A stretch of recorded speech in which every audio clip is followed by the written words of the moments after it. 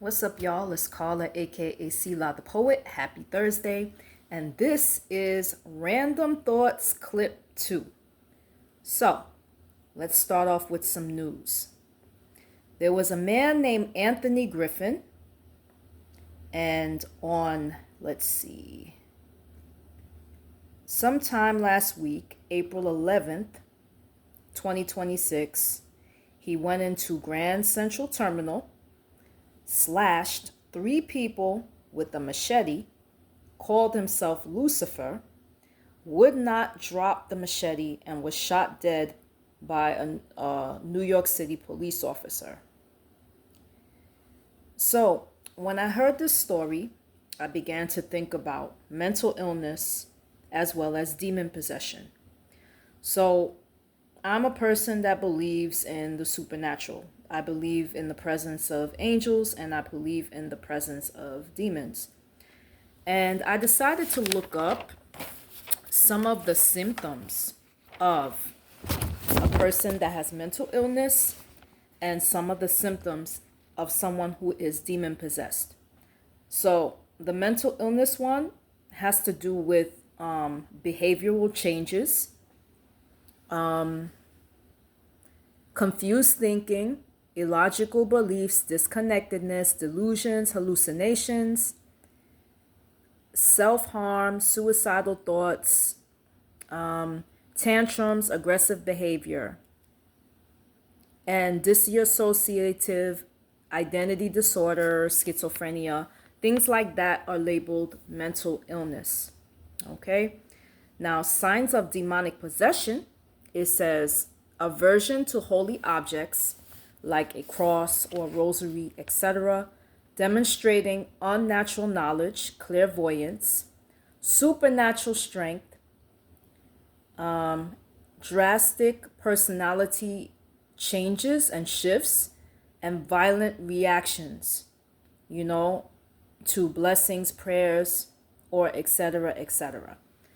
So, when I thought about that story, it just made me think about the state of people's minds. There are some really sick people that are mentally ill, but then it also made me think about demon possession, how there are some people who it's not mental illness, they are literally demon possessed. I mean, the actions that come out of them, the words that they say, the way that they're acting, it can't be described as anything other than demonic. I mean, why would you call yourself Lucifer? Why would you take out a machete and slash 3 innocent people? It just, yeah. Some things, they just don't make sense to me. Okay? So I thought about that. That's a random thought. I also thought about something called the Tignon Law. So in 1786, Louisiana Governor Esteban Miro enacted the Tignon Law, okay, that forced women of African descent to cover their hair with a knotted head wrap. The reason this was done was to make them less attractive to white men, and it did not work. The people there were trying to curb interracial relationships, interracial sex, and it did not work. Okay? Some of the white women got so jealous of the black women there, the fact that they were attracting the white men there, that they actually made a law telling black women to cover their hair. But it backfired because the black women ended up making these elaborate headscarves, okay, with like beads and decorations, and they bedazzled it, and it made them even more attractive. Okay? The Crown Act of 2019 was written here in the United States to prevent discrimination based on hair texture, protective styles, braids, locks, and twists. Okay? Which means employers cannot enforce grooming policies that penalize people of color for their natural hair. So, this just reminds me of how our society still has that European beauty standard and colonization mindset when it comes to grooming practices. The fact that there has to be a law protecting black people's or black women, black men's hairstyles, that shows me that we still have a long way to go. And it also reminds me of the reason why sometimes we do things and we don't really know the reasoning behind it. You know, a lot of black women, they wear the bonnets and they wear headscarves. It's not by accident. Some of these things were passed down because of the history, of the unknown histories that people don't know. Okay? Next, I started thinking about matters of attraction. So I saw something on I think it was like a YouTube channel on that gave TikTok stories about people using love spells. OMG. So there are people that actually do love spells on other people, right? To be able to get them to fall in love with them, or try to gain somebody's attraction, and try to get around their free will, right? So these people, they use candles, they use herbs, some of them use, what does it say here? Crystals, right? I have heard people actually use period blood, and people use sometimes urine, stuff like that, to be able to bind themselves to someone else. Some of these spells are called honey jars and things of that nature.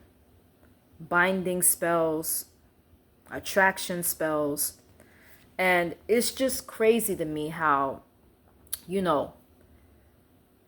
trying to force and manipulate somebody to fall in love with you, like something, if you're not freely chosen, to me, then you're not worth having.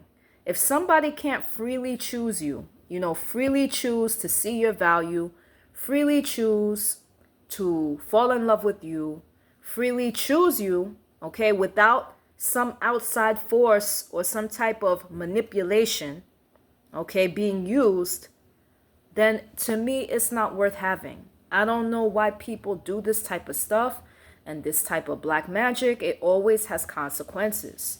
So people should not do that stuff, but there are people who are that unhinged, or people that are that delusional that they do it with sometimes horrible results. There are some people who have been unalived by messing with black magic, and there are other people where it was just horrible consequences. A person's obsession got dangerous, they ended up in jail. People need to leave that type of stuff alone. Okay? I also read something about quantum entanglement between human beings, that might describe why some people are attracted to each other. The quantum entanglement is said that it is a connection between human beings that suggests that individuals can share deeply interconnected, non-local experiences similar to quantum particles. Okay? Humans, like entangled particles, may share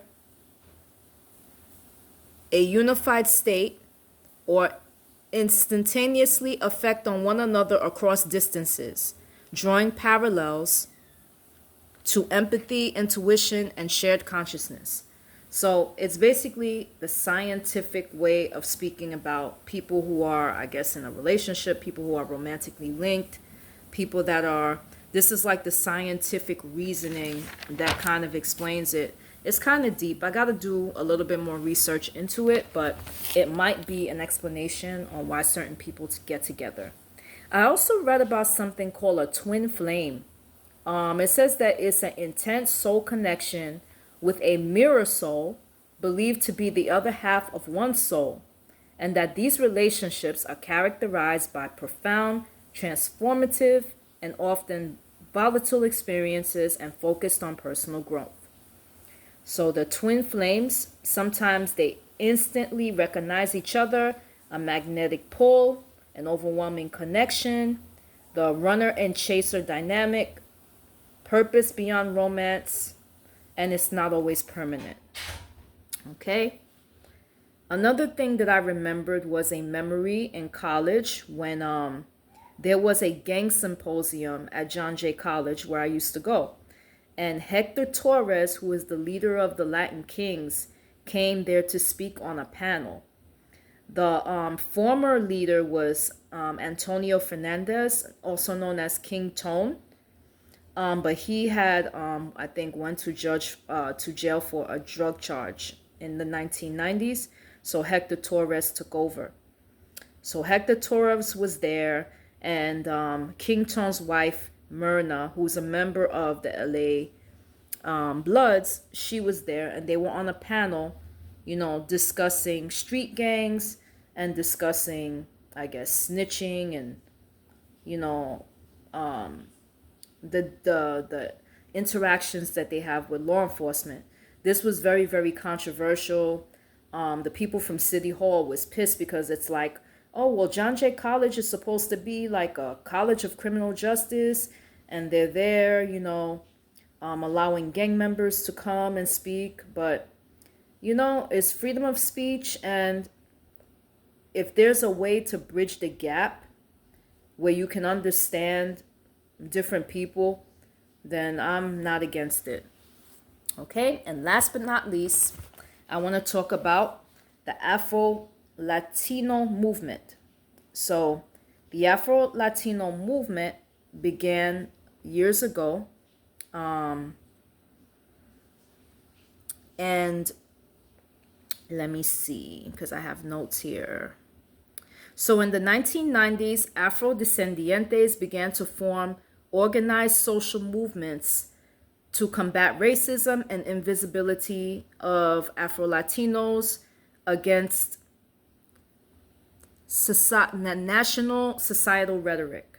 Okay? And so some of where you can get information about this is Janelle Martinez, Ain't I Latina? The Afro-Latin Reader, which was edited by Miriam Jimenez Roman and Juan Flores. There's also the Afro-Latin Forum, as well as the Afro-Latino Association for Policy and Advocacy, ALAPA.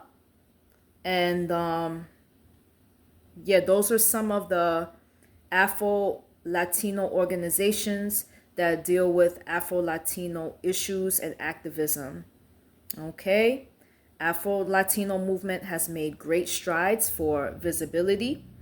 In Brazil, they had a Black Hair Empowerment Parade called Marcho de Empoderamento Crespo. And I believe that it happened, when did it happen? A couple of years ago. It happened for the first time, maybe in 2014. And it's to celebrate Black beauty, identity, and African roots. It challenged strict beauty standards and structural racism.